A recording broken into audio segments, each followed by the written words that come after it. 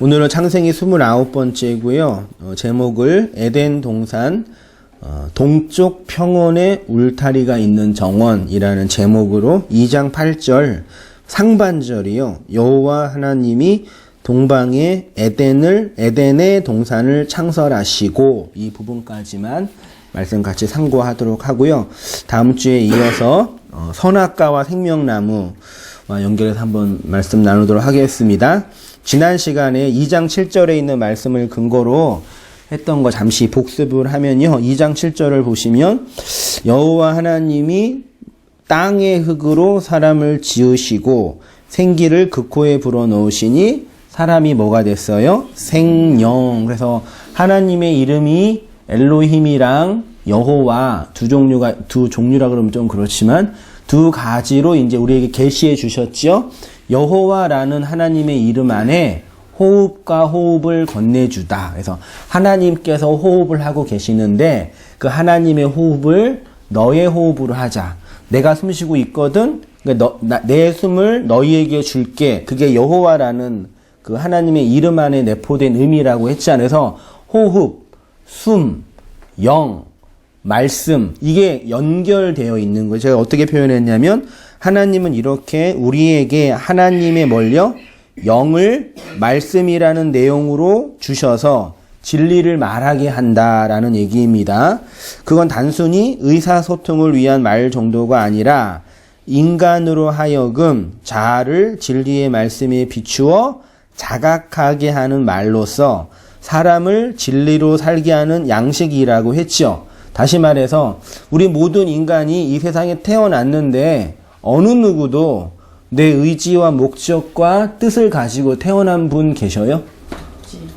눈 떠 보니까 한 사람이 인간으로 살고 있고 살다 보니까 이게 만만치 않은 거라.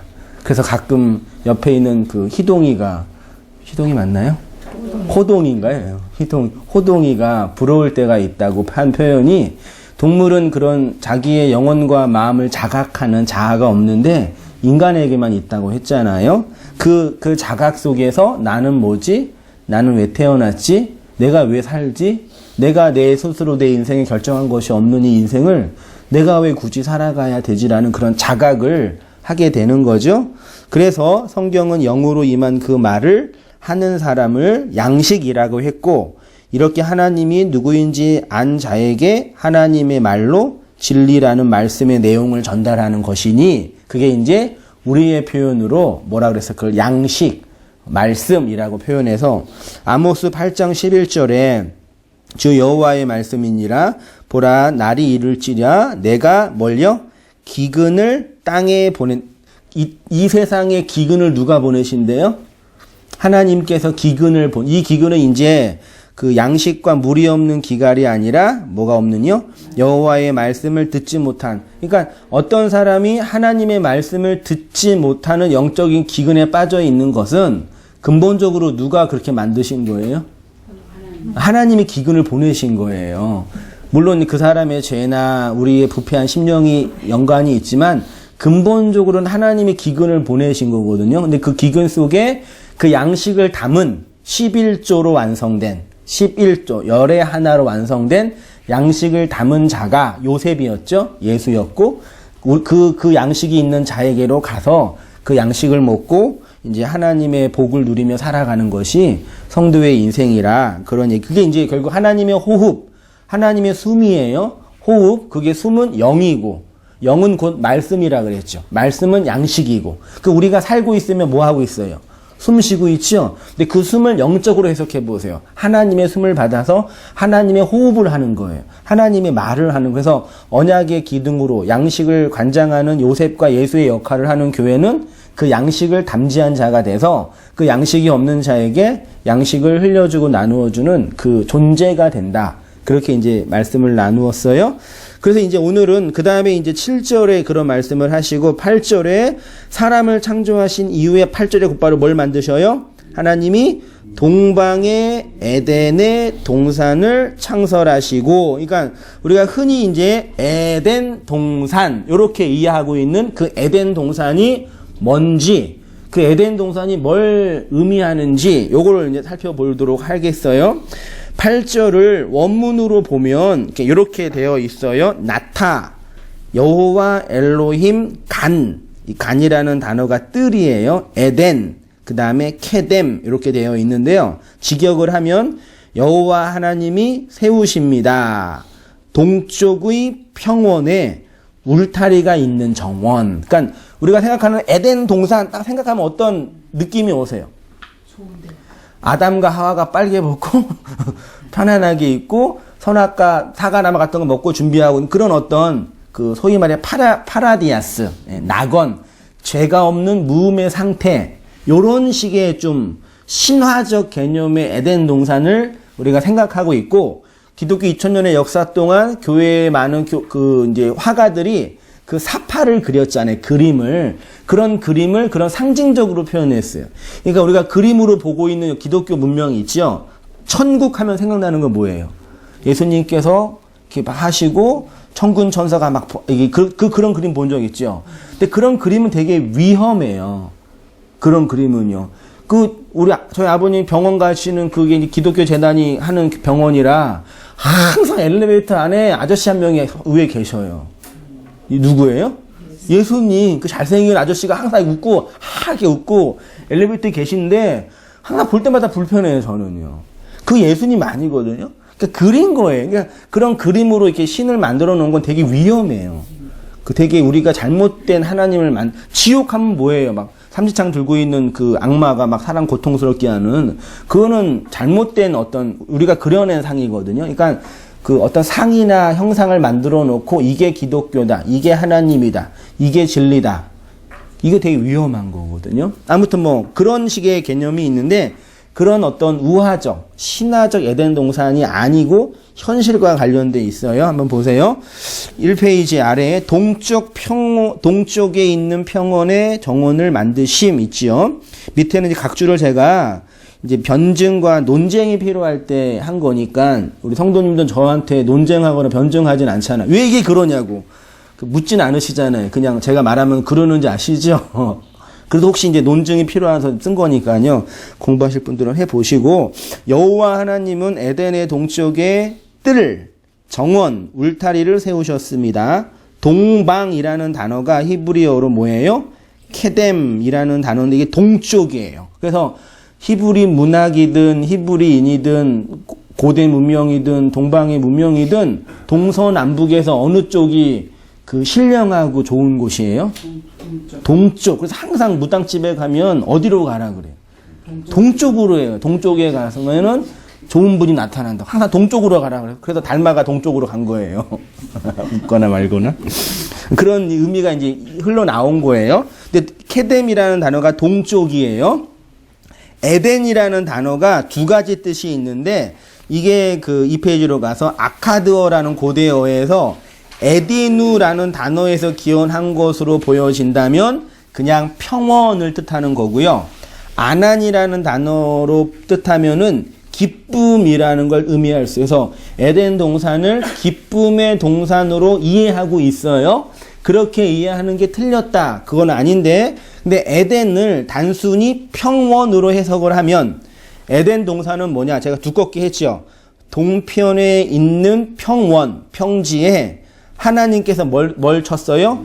울타리를 쳐서 뭘 만들어요? 정원을 만든 거예요. 그게 에덴 동산의 원문의 의미다라는 얘기죠. 그러니까 기독교 안에 낭만주의적인 해석이 들어와서 그런지 우리는 이 에덴 동산을 죄도 없고 기쁨과 행복감이 넘치는 파라디아스 정도로 이해하고 싶은 용심이 있는 것 같는데 근본적으로는 에덴의 동산, 동방의 에덴의 동산은 동쪽 평원에 있는 울타리가 있는 정원이다. 그 정원을 왜 만들어놔요?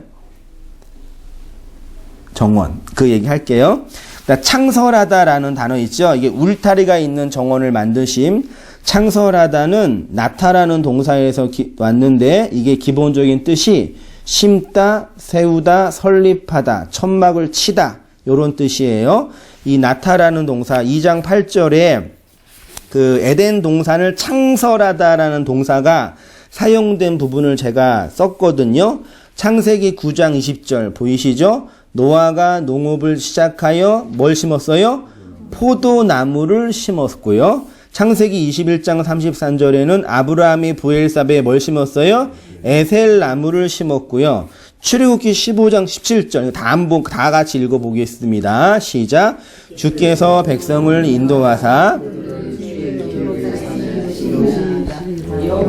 이는 주의 처소를 삼으시고 예배하신 것이라. 주여 이것이 주의 손으로 세우신. 하나님께서 백성을 애굽에서 인도해서 어디다 심으셨대요?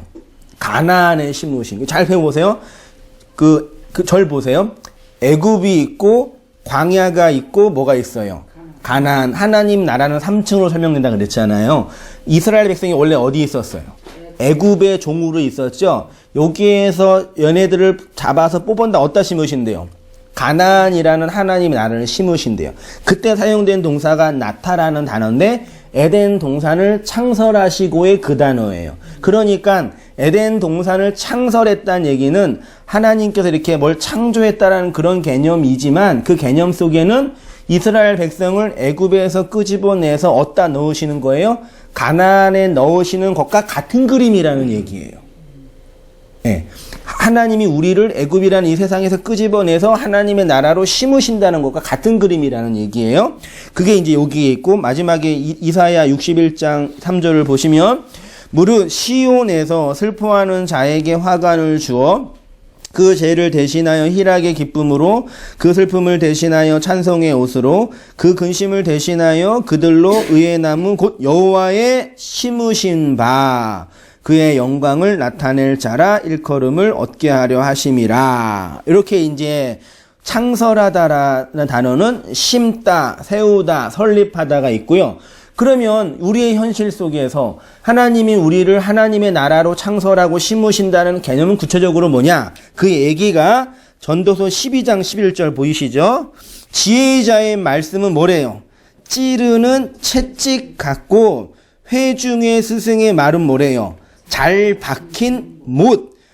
하나님의 말씀을 전하는 이 말씀이 사람들의 마음에 찌르는 채찍으로 들어가고 잘 박힌 못으로 들어간대요. 그러면 말씀이 뭐라고요? 못을 박는 거예요. 그러면 말씀을 전하는 설교자가 회중들에게 하나님 백성들의 진리를 전하면 그 진리는 어떻게 들어가요? 마음에 못을 박히는 거. 그러면 마음에 못이 박힌다는 얘기는 한번 생각해 보세요. 이 세상 속에서 언덕에 못이 박혀서 우뚝 쓴 사건이 있지요. 그게 뭐예요? 언덕에 뭐가 딱 박혔어요. 이게 뭐예요? 이게 십자가예요. 그러니까 말씀을 전한다, 말씀을 세운다는 얘기는 제가 말씀을 전한다는 얘기는 감동적이고 위로가 되고 격려가 되는 어떤 힘을 전하는 게 아니라 이 하나님의 언약의 말을 딱 세우는 거예요.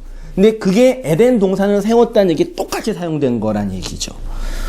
그런데 제가 그렇게 정리해서 2페이지 맨 위에요. 언약을 심으심이죠. 여호와 하나님께서 에덴 동산을 창설하셨다라는 것은요. 인간이 죄와 고통이 없는 평온하고 여유로운 낙원을 만드셨다라는 것 정도로 해석하면 충분하지 않아요.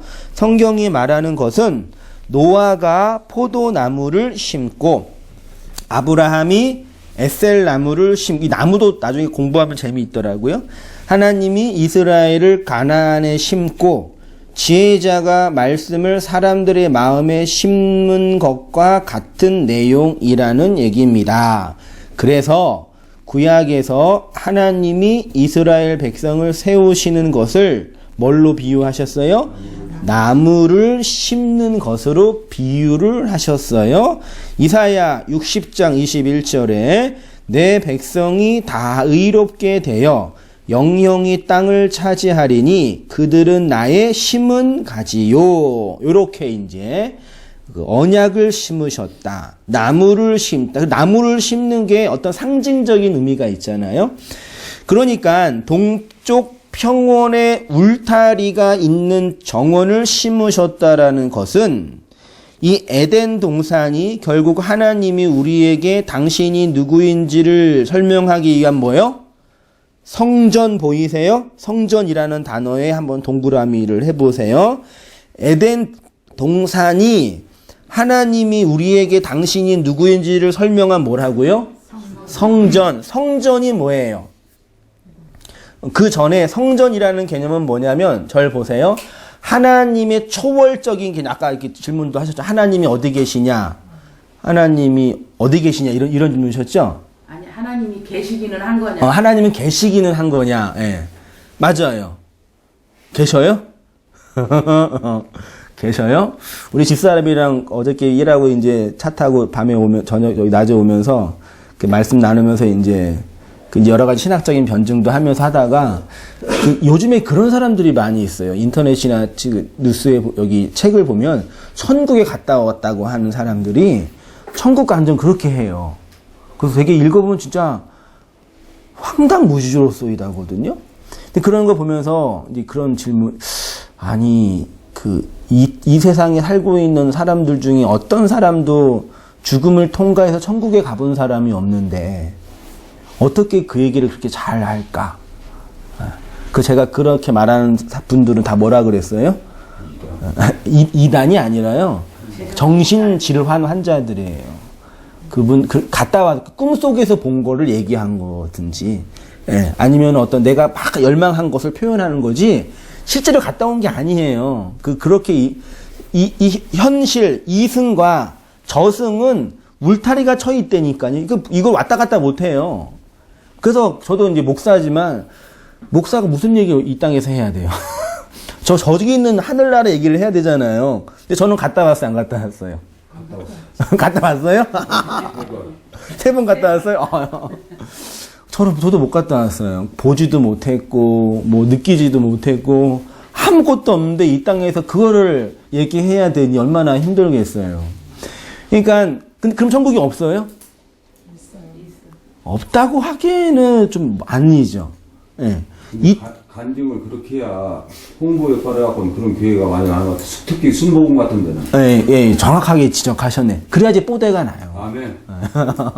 근데 그렇게 갔다 와서 한 것도 없는데, 그 하늘의 것 어떻게 제가 얘기하냐, 이게 결론은요. 초월의 것 내가 봤으면 얘기해주고, 예. 그 초월의 것을 내가 얘기해야 할 입장에 있는 목사인데 어떻게 얘기해요? 요한계시록 이게 다 지금 요한계시록에 그 천국에 대한 그 계시가 좀 이렇게 있잖아요. 요한계시록 요한이 본 그 환상을 요한계시록에 썼잖아요. 예. 요한계시록에 그런 말씀하시죠. 요한계시록은 천국에 대한 계시가 아니라 말씀에 대한 계시죠. 예. 천국에 대한 계시가 아니라 말씀이 이루어지는 계시지. 나중에 천국은 있는데 새하늘과 새 땅, 새 예루살렘, 수정과 같은 물, 그런 언어적인 표현을 하는 거지. 우리 그 천국에 그렇게 그 모양 그 모습으로 있는지는 갔다 온 사람은 없다는 얘기죠. 요한은 그걸 보았죠. 요한은 보고 쓴 거잖아요. 예. 봤는데 이제 저는 그걸 못 본 거죠. 요한의 책은 보는데. 뭘 말씀드리고 싶냐면 제가 말하고 싶은 거는 이 이승 안에 갇혀있는 우리가 저승이라는 초월의 세계를 보고 온 적이 없다 이 얘기죠. 있으면 성경을 통해서 계시된 그 말씀, 인간의 언어로 설명된 것만 있다는 얘기죠. 그러면 하나님이 당신의 초월의 것을 이 땅의 것으로 설명해 주셨을 거 아니에요. 초월이라는 무한한 하나님의 그 천국과 그 영적인 세계가 이 땅에 설명이 됐을 거 아니에요. 그치요? 그러면 그게 뭐예요? 그게 오늘 제가 말씀드린 성전이에요. 성전. 성전은 뭐냐면 이 땅에 눈에 보이는 하나님 나라예요. 그러니까 하나님의 나라를 뭘로 확인해요? 저기 가서 저걸 보고 저걸 체험하고 어떤 환상을 보고 이게 아니라 하나님이 현실 안에서 그 하늘의 것을 모형으로 설명해 주셨어요. 그 아파트 청약 하셨어요? 하기 전에 뭘 먼저 봐요? 이상 우리나라 건설사는요, 건물을 안 짓고 건물을 팔더라고요. 대단해요. 건물을 안 짓고 일단 돈을 모아. 돈을 어떻게 모아요? 청약을 모으잖아요. 그 다음에 모델 하우스를 하나 지어놓고, 앞으로 3년 동안 건물을 지은데요. 3년 동안 지으면 이게 나와요. 그리고 모델 하우스를 지어놓고, 요거 지으니까, 들어올 사람 돈 내요. 그 돈 가지고 건물을 짓는 거예요. 돈을 그렇게 벌더라고요. 이 모델하우스가 뭐예요? 앞으로 지어질 완벽한 아파트의 모형이죠. 그러면 앞으로 지어질 그 아파트는 지금 못 봤는데 이 모델하우스를 통해서 그 집을 아는 거죠. 그렇죠? 좋은 예화네요. 하늘의 초월적인 것은 우리가 있는데 이 땅에서 갇혀있기 때문에 몰라요. 감지가 안 돼. 뭘로 하냐면 이 땅에 지어진 모델하우스로 감지하는 거예요. 하늘의 초월을 하는 하나님의 나라를 설명한 모델하우스가 한마디로 뭐라고요? 그게 성전이에요. 네.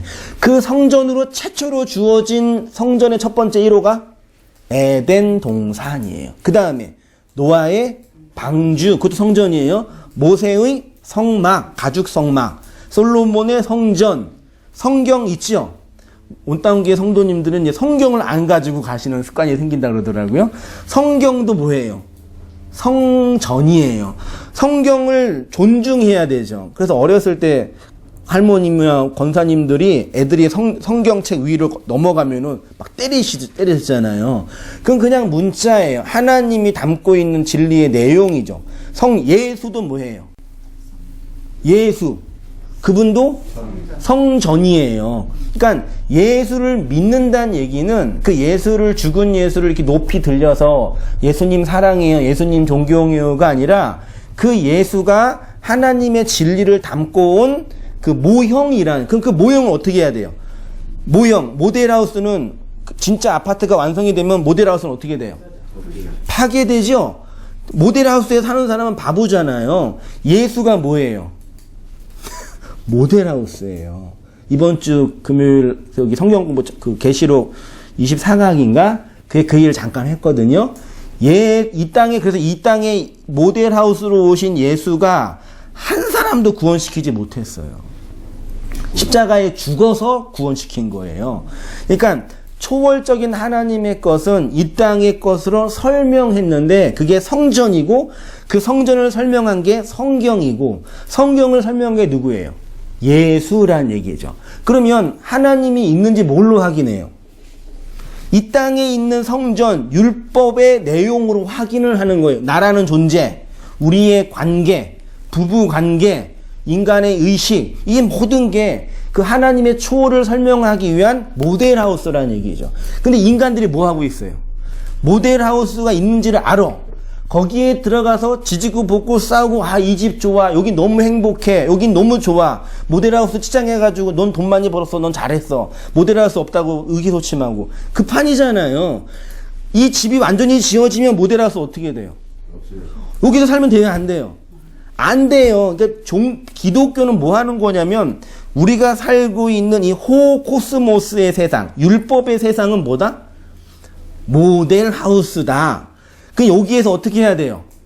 지지고 볶고 치장하고 예쁘게 져서 높게 져서 나 잘났어요가 아니라 내가 살고 있는 이 집은 완공된 하나님의 나라가 오면 이 집은 무너져요. 그걸 얘기하며 사는 게 나의 뭐예요? 죽음이에요. 왜 나의 죽음이냐면 모든 사람들은 자기가 이 땅에서 자기 집, 자기 모델하우스 지으면서 높이 지면서 자랑하며 살고 있는데 어떤 사람, 진리를 알고 있는 어떤 사람들은 여기가 이 집은 이거는 나중에 버릴 거야. 여기서 우리 인생을 다 바치면 안 되라고 얘기하니까 나의 죽음으로 경험되는 거란 얘기죠. 이해되시죠? 그러니까 그러니까 그거를 최초로 설명한 것이 하나님의 성전을 이 땅에 설명한 것이 성경이에요. 그래서 제가 뭘로 설교해요? 성경을 근거로 설교하지 내 인생의 경험, 나의 신학적인 능력 요걸로 제가 해요? 그러면 제가 쪽이 안 되죠. 능력이 안 되죠. 저보다 더 인생 많이 산 인생의 선배님도 계시고 더 많이 사회를 아는 그런 분도 계시는데 저랑 비교가 안 되죠. 근데 성경을 근거로 얘기하니까 제가 목사로 일을 할 수도 있는 거죠. 그래서 성경이 그래서 중요한 거예요. 그래서 그 초월의 하나님을 뭘로 확인해요? 성경을 통해서. 그러니까 저도 일하고 분주하게 왔다 갔다 하다가 보면은 진짜 힘들다 사는 게. 하나님이 진짜 계시나? 그런 마음이 들 때가 있단 말이죠. 근데 그렇게 의기소침할 때 뭘 공부하면 돼요?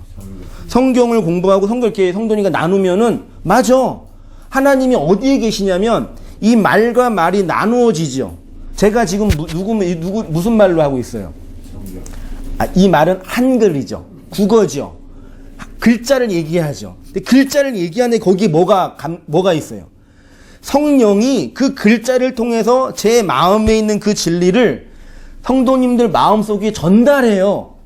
이건 내가 말을 잘해서가 아니라 이심 전심으로 마음이 들어가요. 누가 계신 증거예요? 성령 계신 증거라니까요. 그 하나님의 살아계심 언제 확인할 수 있어요? 말씀을 전할 때만 확인할 수 있다니까요. 열심히 일하고 우리가 노동하고 그럴 때는 우리 일 하는 거예요. 열심히 하면 되는데 하나님의 살아계심은 그 진리를 나누는 이 과정을 통해서 맞아. 하나님이 살아계시지. 왜? 이 말은 제 말인데 이 말이 전하는 거 보면은 그 말이 전화되죠. 제 마음 뭔지 아시겠죠? 이심 전심으로 마음과 마음이 전달되잖아요. 하나님의 살아계신 증거라니까요. 그래서 진리는 이렇게 말과 말이 전달되는 그 과정을 통해서 흘러가는 거고 하나님의 살아계신지는 그때 확인하는 거지. 병 고치고 돈 벌고 내 소원이 응답되고 기도가 응답되는 것을 또 확인되는 게 아니에요. 그거는 뭐예요? 그건 표적이에요. 표적. 표적은 껍데기라니까요. 껍데기는 깨져야 돼요. 표적 안에는 내용을 아는 거죠. 그게 이제 성전, 말씀으로 주어지는 거라. 그 얘기예요. 그래서 이제 보시면 하나님이 그 초월을 설명하기 위해서 이 코스모스의 세상으로 설명하신 모든 것들, 예를 들어서 에덴 동산, 노아의 방주, 성막, 율법, 성전, 성경, 예수, 자연, 가족, 나. 이 모든 것이 이 세상에 있는 것들을 통해서 하나님의 진리를 설명하고 하나님의 것을 건네주기 위해서 건네준 율법의 내용이라는 얘기죠. 이것들을 통해서 하나님이 누구인지 알고 이 아래의 세상에서 위의 세상으로 건너오라고 삭수로 주신 거죠. 근데 그 알고 이렇게 말씀 과정에서 알아가고 이러는 게 보는 거잖아요. 보라고 하는 네. 그거죠. 네. 아는 게 보는 거죠. 보는 게 아는 거고 보이는 거죠. 내용이요. 그러니까 이렇게 물리적으로 이렇게 보이는 것이 아니고 그렇죠. 마음으로 깨달아 알아지는. 네. 여기 보이는 거 안에 그 내용을 아는 거죠. 이 물질적으로 보이는 거 안에 그 내용을 아는 거예요. 그래서 사람이 처음 태어나면 무쌍하게 변하잖아요. 어린아이, 영아, 유아하다가 하다가 나중에 나이 자셔서 돌아가시기 전에는 똑같이 되잖아요. 말하자면 태어날 때처럼요. 그렇게 보는 거죠. 진리를 내용으로요. 그거를 자연인이나 성령으로 거듭나지 못한 사람들은 봐요, 못 봐요? 안 보이는 거예요. 그래서 어려운 거예요. 그래서 햇빛이라는 진리가, 넘어갈게요. 예. 그러고요. 예. 농부이고 목자이신 하나님, 그러면 에덴 동산이 울타리를 친 평원이라고 한다면, 울타리를 친 이유가 뭐냐, 얘기죠. 울타리를 왜 쳐요? 예. 안과 밖을 구분하기 위해서 울타리를 쳐요. 성경에서 울타리를 치는 사람은 두 종류가 있는데, 첫째는 나무를 심는 누구요? 농부. 둘째는 가축을 돌보는 목자.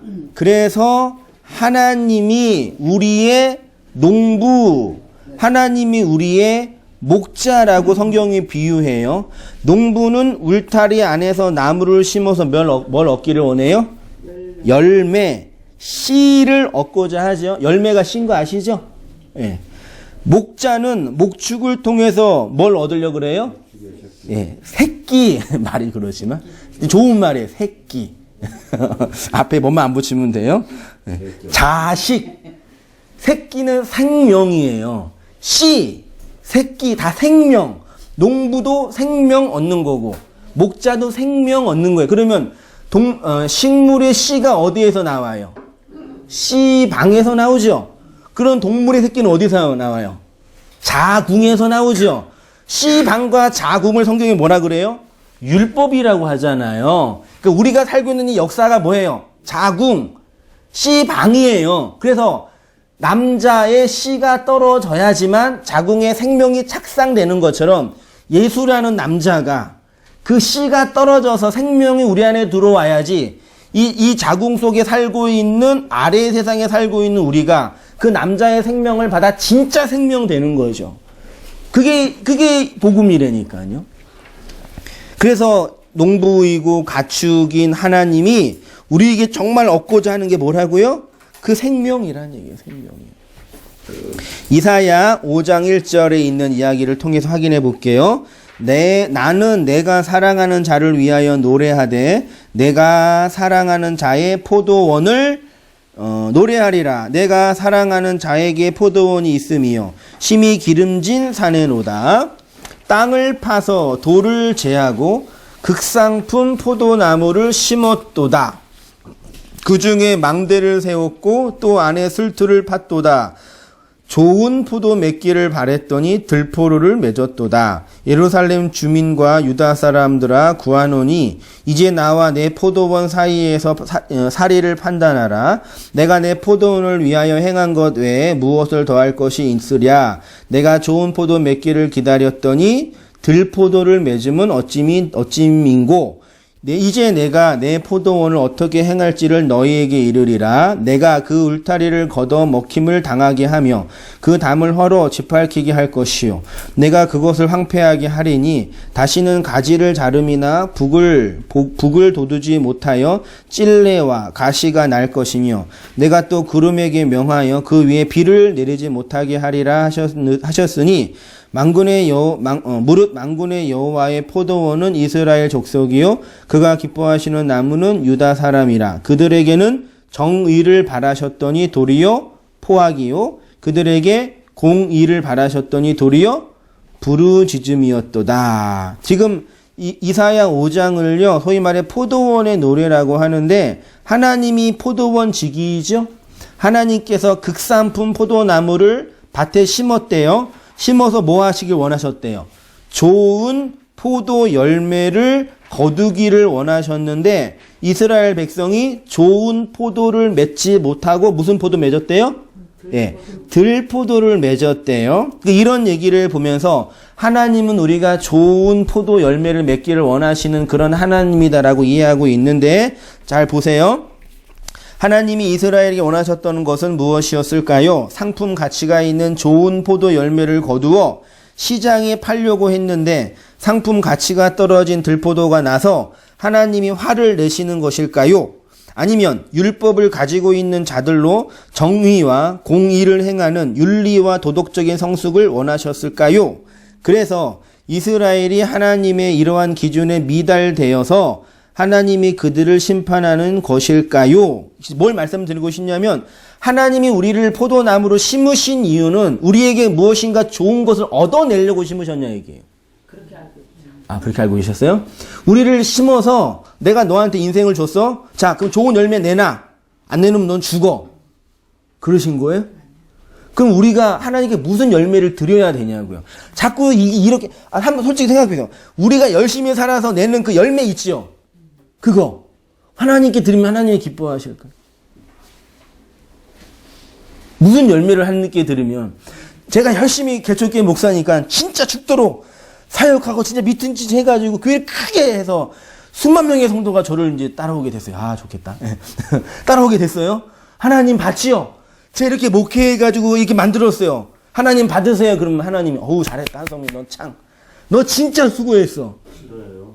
그러실까요? 그러세요? 답을 모를 때는 반대로 그렇게 하나님이 그걸 받아서 정말 한성민 잘했다. 그러시는 하나님은 이렇게 하지 마세요. 무슨 하나님이 동네 조폭도 아니고 무슨 그걸 바라세요. 삥 뜯는 거예요 우리한테요. 그런 하나님 아니에요. 그러니까 하나님 우리에게 원하는 게 있어요. 그 막 살면 안 되고 잘 살아야 돼요.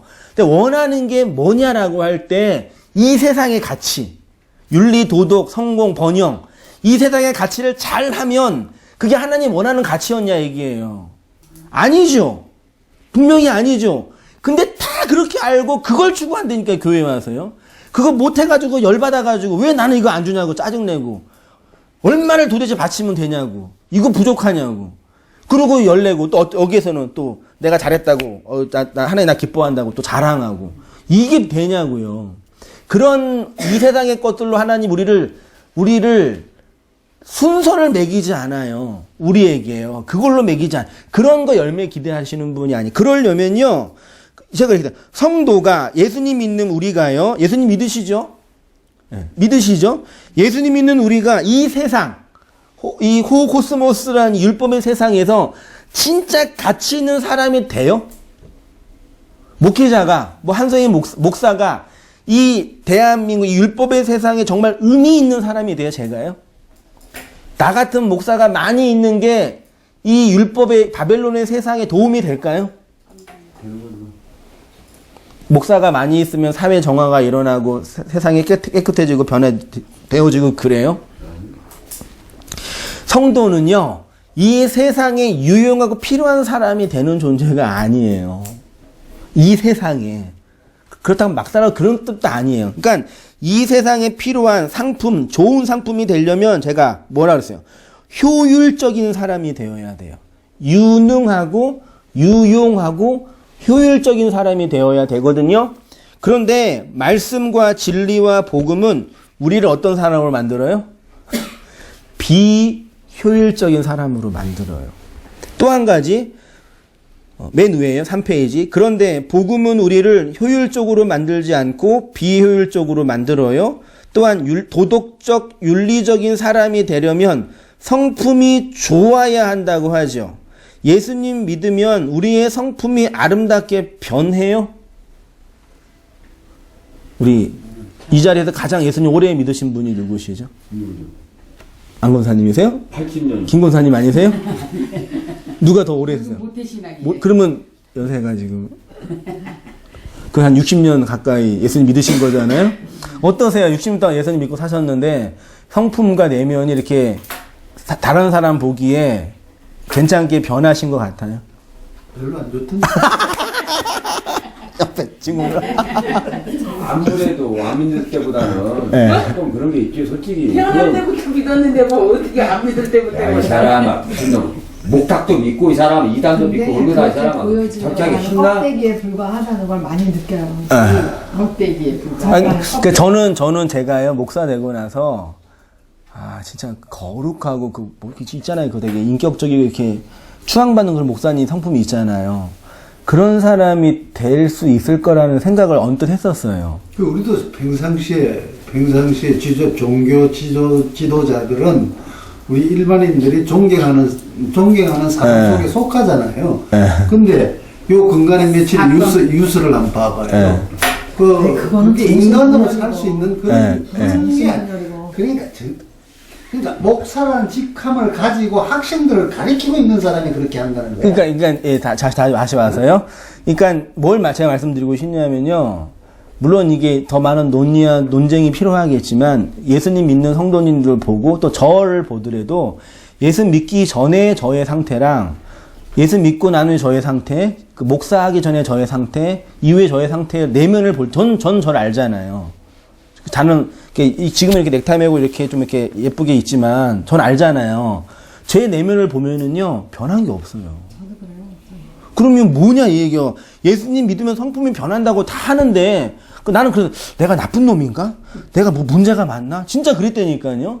다 변하다고 착하다 그러는데 나만 이렇게 살아면 되니까 나만 이상한 놈인가 그랬는데 성경을 보면 볼수록 그 진리가 우리의 성품을 도덕적으로 배양시키고 깨끗하게 하고 윤리적인 사람을 만들지 않아요. 그거를 성경이 지향하지 않은 거예요. 그러니까 목회자가 좀 도덕적으로, 그런 일은 좀 끔찍한 일이지만 도덕적으로 타락하고 하도 뉴스에 목회자 성추행 사건이 많이 나오니까 이제 성도들이 이제 지겹다 그래. 그만 좀 하라고. 그런 걸 보면서 어떻게 목사가 그럴 수 있냐. 그건 목사의 문제가 아니라 인간의 존재의 문제예요. 그러니까 목사라는 일이 우리의 성품을 바뀌고 변화시키는데 도움이 안 돼요. 오히려 해보니까 성격만 더러워져요. 아주 이상한 사람으로 되는 것 같아요. 그러니까 제가 뭘 말씀드리고 싶냐면 기독교 신앙은요, 이 세상이 원하는 거 있지요. 이 세상에 필요하고 유능한 사람이 되는 거, 병을 고치는 거, 성품이 깨끗하게 변하는 거를 목적으로 하지 않아요. 제가 지난주에 10분 설계 11조 얘기했잖아요. 이 세상의 진리는 그걸 추구하는 게 아니라, 그러면 반박의 반론 나오죠. 그럼 목사님 막 살아도 되냐고요. 그런 개념이, 그러니까 막 사는 거는 한국 사회의 민주 시민으로서의 예의와 도덕을 지키면 돼요. 그 정도만 돼도 문제 없잖아요, 사는 거는요. 그러니까 제가 뭘 말씀드리고 싶냐면 착한 아이가 되어야 되겠다는 컴플렉스. 나는 착한 사람 사람이 돼야 되겠다는 그 욕망, 그걸 버려야 돼요. 그러니까 뭘 제가 항상 말씀드리냐면 착한 사람, 성공하는 사람, 인격이 고매한 사람이 되지 말고 진리를 따라 살라 얘기해 항상요. 그 복음은 그 얘기를 하는 거라니까요. 윤리 도덕의 이야기를 하는 게 아니라요. 그럼 하나님께서 이스라엘 백성에게 원하셨던 거는 아주 상품 가치가 높은 극상품 포도나무를 원하셨냐 얘기예요. 상품 가치가 없는 들포도를 버리시고 그거예요. 그러나 성경은 인간이 타락하고 부패하여서 윗페이지 넷째 줄이에요. 자기만 아는 이기적인 존재라고 말합니다.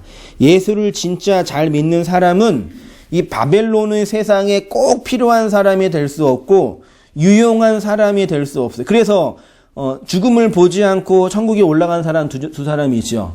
구약에 에녹과 엘리야제. 에녹 이야기가 보면요. 에녹이 무드셀라를 낳고 300년 하나님과 동행하더니 세상에 있지 않더라. 그게 죽었다는 얘기가 아니라요. 세상에게 안 보인다 그 뜻이에요. 우리가 이 세상에서 율법 안에 있다가 진리를 받아서 진리로 살잖아요. 그럼 세상이 내가 진리가 있는 것을 감지해야 못해요. 여러분이 제가 진리가 있는 거 감지하죠? 그러면 여러분은 세상이 아니란 얘기예요. 무슨 말인지 아시겠어요? 예수 안 믿는 분들은 저를 뭘로 봐요? 그냥 동네 아저씨이죠. 그래서 카페에서 저 볼 때 목사님 안 하고 사장님 그런다니까요. 그냥 세상은 진리를 아는 성도를 너는 지금 진리를 알았구나. 너 예수님 믿구나라고 감지해 못해요. 못한다니까요. 감지를 하면 그 사람이 예수 믿는 사람이에요. 이해되시죠? 저를 목사로 대접하는 사람은 누구예요? 저의 말을 듣는 성도지요. 그런 사람만 저를 목사로 대접하지 나머지는 그냥 동네 아저씨죠. 그것처럼 예수 믿는 성도는 이 세상의 원리에서 감지가 안 된다고요. 만약에 우리의 행실과 행동과 믿음을 통해서 권사님 보니까 정말 그 예수, 그 하나님 알고 있는 분처럼 보이네요. 그러면 그 사람이 하나님 믿는 사람이라니까요. 이해되시죠? 어렵지 않죠? 그 얘기하는 거예요. 그런데 오늘날 기독교가 뭐 하고 있습니까? 바벨론의 세상에서 효율적이고 유능하고 유용한 사람이 되라고 하여 그것 때문에 기도하고 그것 때문에 말씀 찾고 그것 때문에 공부하고 그게 오늘 본문에서 말하는 들포도 더러운 시체 썩는 냄새를 풍기는 들포도라고 합니다. 여기 번역상을 보면요. 좋은 포도가요. 에나브라는 단어인데요. 좋은 포도가 아니라 그냥 포도 열매예요. 포도나무에서 나는 열매예요. 그냥. 들포도는 이게 배우심이라는 단어인데요. 악취가 나다, 고약한 냄새가 나다라는 단어의 의미래요. 그러면 들포도에서 왜 악취와 고약한 냄새가 나죠? 집에서 농부가 기른 포도와 들포도의 차이점이 뭐예요? 잘하네요. 들포도는 사람의 관리가 없죠. 농부의 관리가 없어요. 집에서 키운 포도는 농부가 관리해요. 그러면 우리가 들짐승, 들사람이 됐다는 얘기는 뭐예요? 에서가 그랬잖아요. 그 뭐예요? 하나님의 간섭과 관리가 있어요? 없어요? 없다는 뜻이에요. 그래서 뭐가 나요? 냄새, 고약한 냄새가 난다가 표현. 그러니까 지금 이스라엘 백성이 좋은 포도 맺기, 들포도 맺기에 살 때 들포도는 하나님이 원했던 간섭을 받지 않고 지 멋대로 사는 애들이에요. 제가 애들한테 농담처럼 우리 자녀들한테 성도들한테 그런 농담을 할 때가 있었거든요. 지옥에 가는 방법.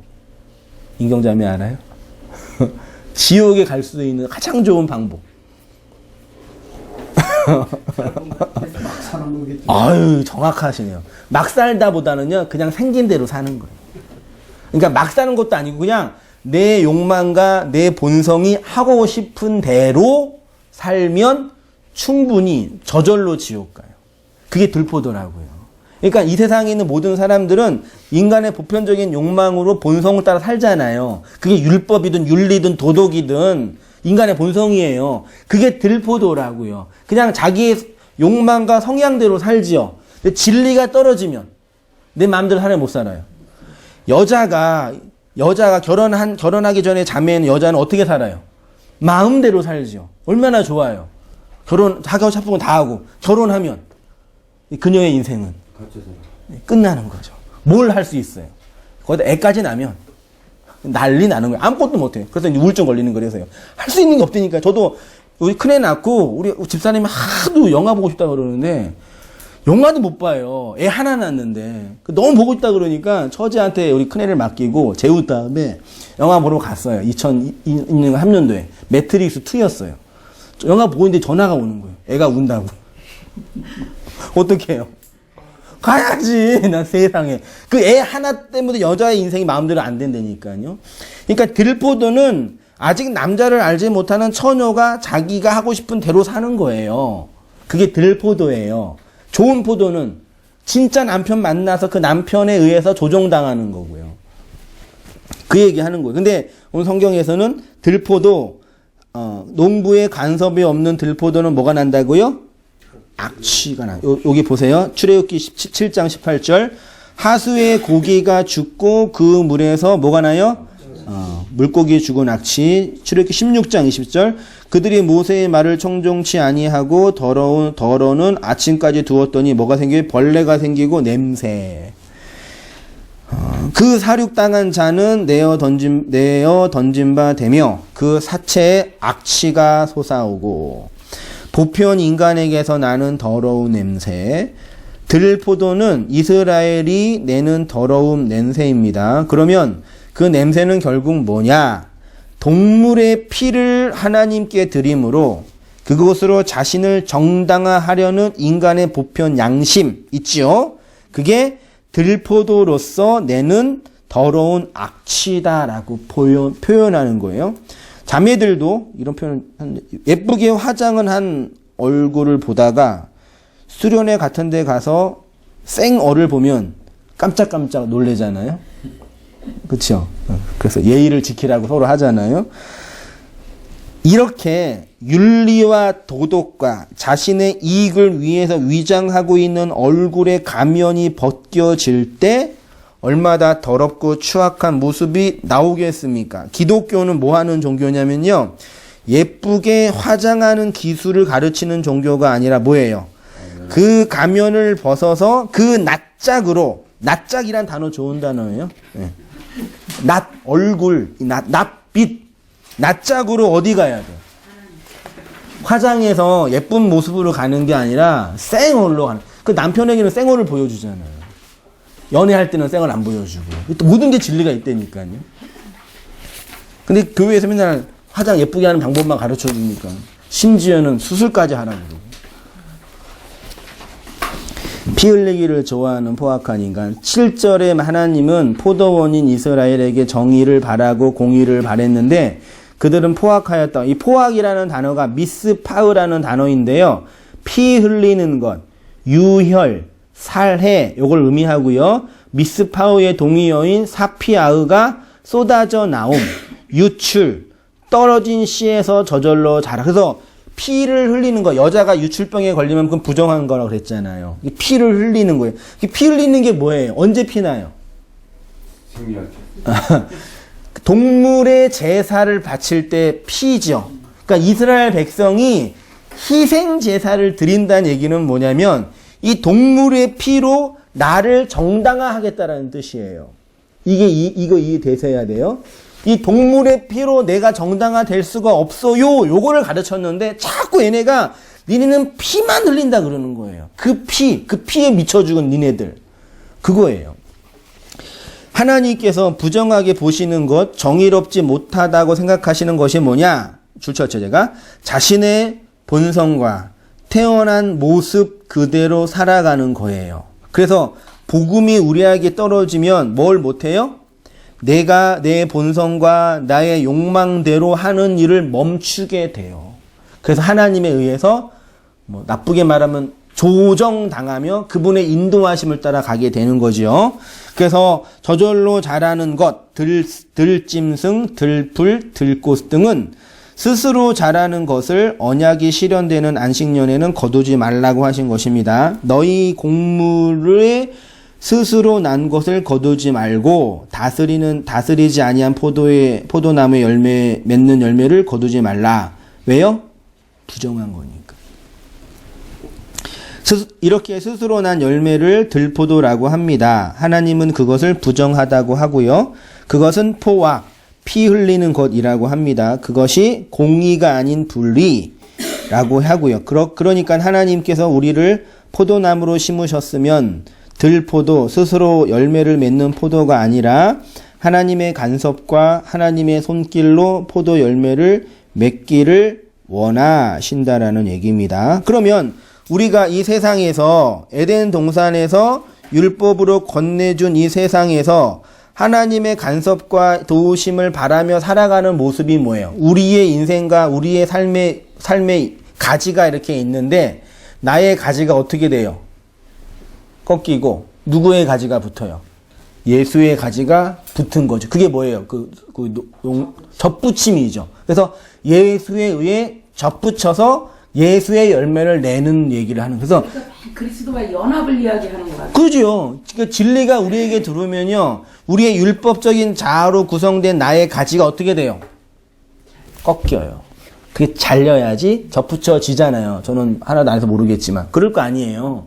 그러니까 복음은 그걸 얘기한다니까요. 그러니까 세상 사람들은 이 율법의 시대에 기근으로 그렇게 살고 있는 건 그건 자연스럽고 당연해요. 하나님께서 나한테 쟤네 구원하기를 원하는데 저 복음을 전할 사람이 없어가지고 쟤네가 저렇게 살아가 아니라 그렇게 두시는 거예요. 하나님 능력이 없으세요? 저 세상 그 진리를 알지 못하는 사람을 구원시키지 못하세요? 하나님께서요? 야, 니네 구원 받아. 말하면 끝나잖아요. 근데 그렇게 안 하시고 그냥 두시는 거니까 하나님의 능력이 없기 때문에가 아니라 하나님의 계획과 섭리 속에 이렇게 두시는 거예요.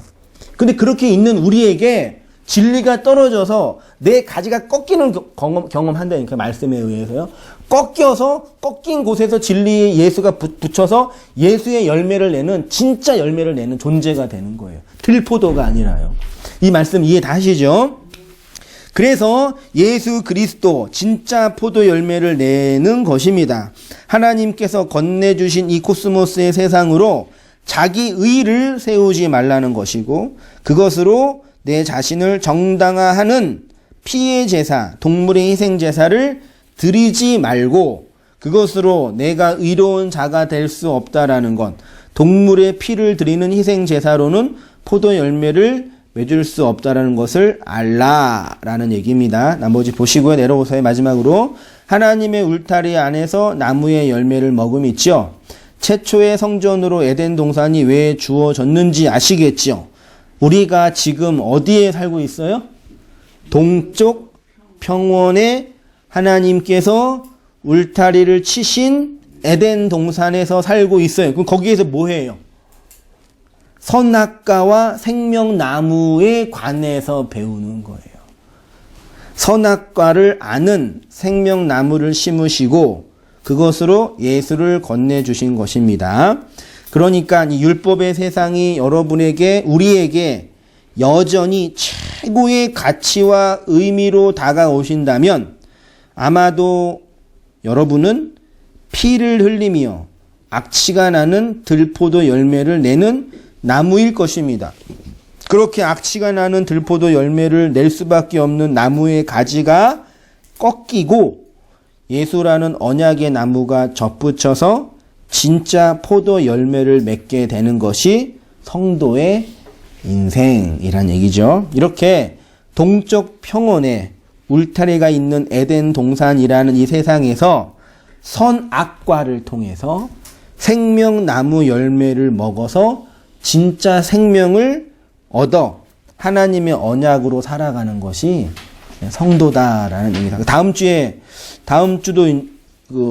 다음 주 선악과와 생명나무가 되게 중요해요. 그것을 위해서 제가 그 초속을 다진 거거든요. 좀 잘린 기분이 있는데 하나를 봐야 돼요. 에덴 동산 안에 선악과와 생명나무. 결론만 미리 말씀드리면 선악과와 생명나무는 하나예요, 두 개예요? 하나예요. 하나님께서 선악과를 만들어 놓고 이거 먹으면 죽어, 먹지 마. 하나님이 그거 먹을 줄 알았어요, 몰랐어요? 알았어요. 그 말은 뭐예요? 그 말은 뭐예요? 선악과 먹고 죽어라. 죽어라. 그래 뭐가 보여요? 생명나무. 그러니까 복음은 모든 인간은 선과 지식의 나무, 율법적 선악 구조에서 두 개의 마음으로 살 수밖에 없는 존재인 걸 아는 거예요. 그래서 생명나무가 보이는 거예요. 그래서 생명나무를 먹고 하나가 되라라고 말하는 게 복음 진리인데 이 인간들이 그 먹어야 안 먹어요. 생명나무는 왜? 내가 죽으니까요. 그게 이제 다음 주 이어서 할게요. 그렇게 하도록 하겠습니다. 기도하겠습니다.